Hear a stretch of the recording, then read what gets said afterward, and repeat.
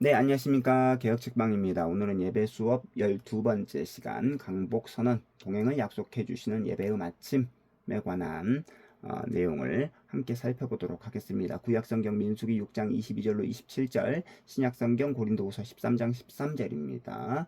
신약성경 이 본문은 책에는 요한계시록으로 나와 있는데 고린도후서 13장 13절이 강복 선언의 문구이기 때문에 제가 임의로 변경했음을 알려드립니다.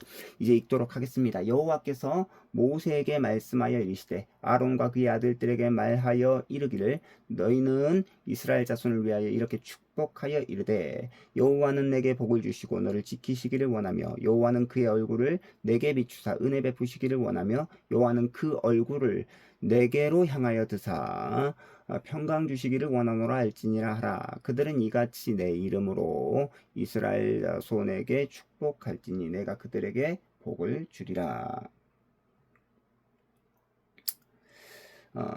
고린도후서 13장 13절입니다. 주 예수 그리스도의 은혜와 하나님의 사랑과 성령의 교통하심이 너희 무리와 함께 있을지어다. 아멘. 생각해 보기입니다. 마침 찬송은 세상으로 나아가는 행진곡이다. 맞을까요?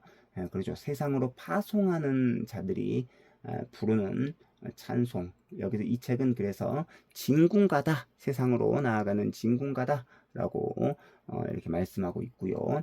두 번째 강복 선언은 목사가 교인들을 위해서 축복 기도해 주는 것일까요? 마지막 부분이 축도라고 이렇게 보통 알려져 있기 때문에 많은 사람들이 또 많은 성도들이 목사가 교인들을 위해서 기도해 주는 시간으로 알고 있지만 사실 그렇지 않습니다.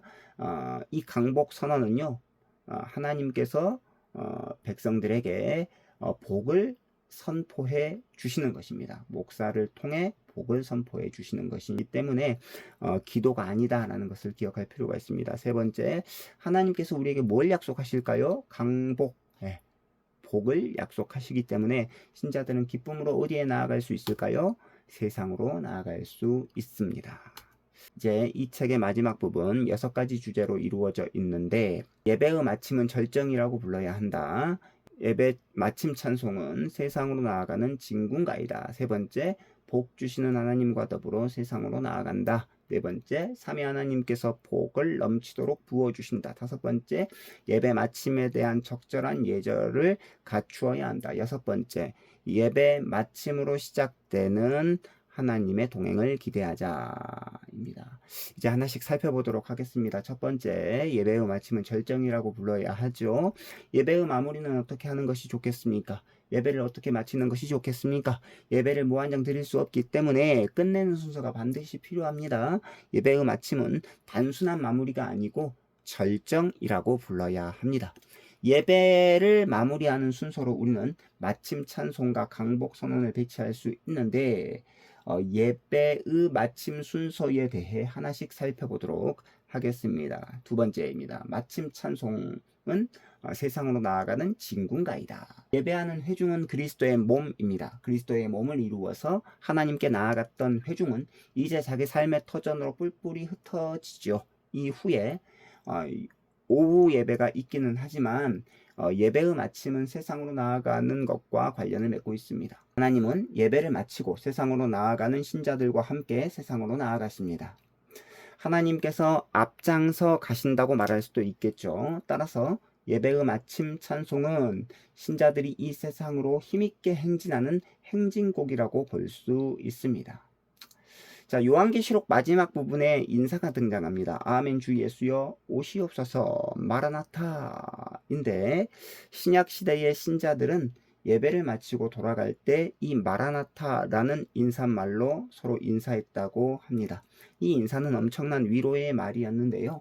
주님께서 곧 다시 오실 것이기 때문에 고난 가운데서도 인내하며 소망을 잃지 말자는 격려의 말이었습니다. 마지막 찬송은 바로 이렇게 세상에서 고난받고 살아가는 신자들에게 격려와 용기를 북돋우는 역할을 해야 합니다. 세 번째입니다. 복 주시는 하나님과 더불어 세상으로 나아간다. 예배의 마지막 순서 강복 선언이죠. 대부분의 한국 교회에서 축도라고 이거를 부르는데요. 축도라는 말은 복을 빌어주는 기도라는 뜻입니다.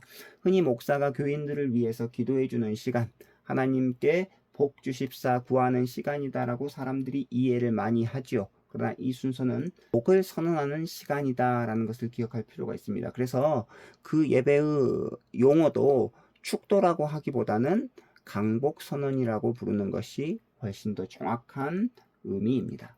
축도라는 용어에 너무 익숙해가지고 그 용어를 바꿔 사용하기 어렵다라고 한다면 축도라고 부르더라도 그 시간이 목사가 기도해주는 시간이 아니라 하나님의 복을 선언해주는 시간, 하나님의 복이 선언되는 시간이다라는 것을 명심해야 할 필요가 있습니다. 복을 선언하는 것을 보라고 목사가 두 손을 드는 거기 때문에 회중은 눈을 감지 말고 눈을 떠서 목사가 들고 있는 손을 보는 것이 좋다.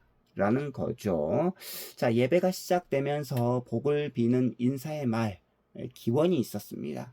그런데 삼위 하나님께서 주시는 은혜와 평강을 선언했던 그 기원의 인사가 예배의 시작 부분을 위치해 있고, 또 이제 예배의 마지막 부분에 하나님은 자기 백성들에게 다시금 복을 선포해 주시면서 세상으로 그들을 보내십니다.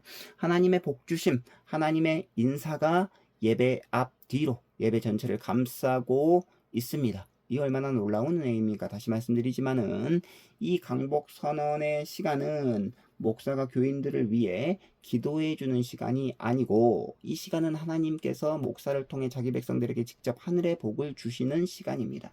목사가 손을 들어서 강복 선언을 하는 이유는 온 회중이 눈을 들어 보라고 하는 것이죠. 눈을 감으면 복의 선포, 특별히 목사가 손을 들어서 이렇게 복을 선포하는 것을 볼 수 없기 때문에 반드시 믿음의 눈을 열어서 목사가 들고 있는 두 손을 우리는 바라봐야 된다라는 것입니다. 이어서 삼위 하나님께서 복을 넘치도록 부어 주시는데요. 개혁한 교회는 주로 두 가지 말씀으로 복을 선언해 왔습니다. 하나는 우리가 읽었던 민수기 6장 24에서 26절 말씀, 그리고 고린도후서 13장 13절 말씀입니다. 먼저 민수기 6장 24에서 26절까지 나오는 아론이라고 하는 대제사장의 축복문이 나오는데 이렇게 말씀합니다. 여호와께서 내게 복을 주시고 너를 지키시기를 원하며, 여호와는 그의 얼굴을 내게 비추사 은혜 베푸시기를 원하며, 여호와는 그 얼굴을 내게로 향하여 드사 평강 주시기를 원하노라. 얼마나 아름다운 복의 내용입니까? 세상이 이런 복을 우리에게 줄 수 있겠습니까? 그럴 수 없죠. 복 주시는 분은 오직 하나님이십니다. 하나님은 삼중적인 복을 주십니다. 하나님은 자기 백성을 지키시고 자기 백성에게 은혜를 베푸시고 그 다음에 또한 평강을 주신다라는 거죠. 이 삼중적인 복은 하나님께서 자기 백성에게 주시는 모든 복을 요약한 것이죠. 하나님은 자기 백성에게 그 얼굴빛을 비춰주십니다. 하나님의 얼굴빛이 가장 큰 복이다라는 거죠. 개혁한 교회는 그래서 주일 낮 예배 때 이 민수기 6장 24에서 26절 말씀을 강복 선언의 말씀으로 사용해 왔다고 합니다. 또 다른 하나의 강복 선언 문구, 우리가 너무나도 잘 알고 있는 고린도후서 13장 13절 말씀입니다. 주 예수 그리스도의 은혜와 하나님의 사랑과 성령의 교통하심이 너희 무리와 함께 있을 지어다 라고 하는 복의 선언입니다. 사도 바울은 너무나 문제 많고 골치 아팠던 고린도 교회에 삼위 하나님의 복을 아름답게 선포하죠. 바울이 이제 고린도후서를 마무리하면서 문제가 있든 없든 그들 모두를 향해 복을 선언합니다. 삼위 하나님의 복이 너희 무리와 함께 있을지어다 라고 선포합니다. 삼위 하나님의 복은 신자를 가리지 않습니다. 믿는 자 모두에게 선포되고 허락되는 귀한 복입니다. 그 다음입니다. 예배 마침에 대한 적절한 예절을 갖추어야 합니다. 하나님께서 복 주신다는 선언을 받지 않고 예배실을 나선다는 것이야말로 얼마나 안타까운 일인지 모르겠습니다. 서양에서는 예배 시간에 혹 늦더라도, 그리고 아무리 급한 일이 있다고 하더라도 예배의 마지막 순서인 이 강복 선언만큼은 꼭 받으려고 합니다. 미신 때문에 그런 것이 아닙니다. 강복 선언을 들으면 자동적으로 복이 임하는 것이 아니기 때문에 미신으로 그렇게 이렇게 강복 선언만큼은 받으려고 했던 게 아니고, 이 강복 선언에 대한 중요성을 그들이 알았기 때문이죠. 믿음으로 이 강복 선언을 받으면 엄청난 복이 임한다라고 하는 것을 그들은 알았던 것 같습니다. 그래서 예배 인도자가 강복 선언을 하면 온 교회는 아멘으로 화답하죠. 그리고 아멘으로 화답할 때 그 소리는 신자들의 전 삶을 아멘으로 채우게 됩니다. 이제 마지막이죠. 예배 마침으로 시작되는 하나님의 동행을 기대하자. 예배는 공연이 아닙니다. 어떤 선교단체가 예배는 콘서트가 아닙니다 라고 하는 책도 썼죠. 맞습니다. 예배는 공연이 아닙니다. 예배는 우리의 감정을 소진시키거나 감정을 정화시키는 것도 아닙니다. 예배가 끝나면 공연이라는 가상현실이 끝나고 실제 현실로 돌아간다라고 생각하면 안 되죠. 예배의 마침으로, 예배의 생생한 현실은 신자의 삶으로 연장됩니다. 마침 찬송과 강복 선언을 통해서 공적인 예배는 마치지만 신자는 하나님의 복을 넘치게 받고 이 세상으로 나아갑니다. 예배의 마침은 복 주시는 하나님께서 동행해 주시겠다라고 약속하시는 것이기 때문에 신자들은 기쁨으로 세상으로 행진해 가면 되겠습니다. 예배가 마친다고 아쉬워하지 마십시오. 예배 마침과 함께 시작되는 하나님의 크신 은혜와 동행을 기대하시기 바랍니다. 예배가 마치면 하나님께서 우리와 함께 세상으로 나아간다 라는 것을 기억할 필요가 있습니다. 우리 혼자 세상으로 나아가는 것이 아니고 하나님께서 함께 나아가십니다. 이제 마지막 요약입니다. 마침 찬송은 세상으로 진군해 나아가는 진군가와 같습니다. 마지막 순서는 예배의 절정이라고 해야 할 것인데 바로 강복 선언입니다. 이 강복 선언은 축도라는 이름으로 알려져 있기 때문에 목사가 회중을 위해서 기도하는 것이다 라고 생각할 사람들이 참으로 많이 있죠. 그러나 기도해 주는 순서가 아니고 하나님의 복을 선언하는 시간입니다. 예배 시작 부분에서 기원의 인사말을 통해 복을 선언하셨던 하나님께서 예배의 마지막 순간 강복 선언을 통해서 복을 다시금 선언해 주십니다. 복으로 시작해서 복으로 끝나는 것이 바로 주일 공예배다 라고 할 수 있죠. 이 복의 선언을 보고 들은 회중은 하나님의 동행을 확신하면서 세상으로 나아갈 수 있습니다. 이제부터 삶의 예배가 시작됩니다.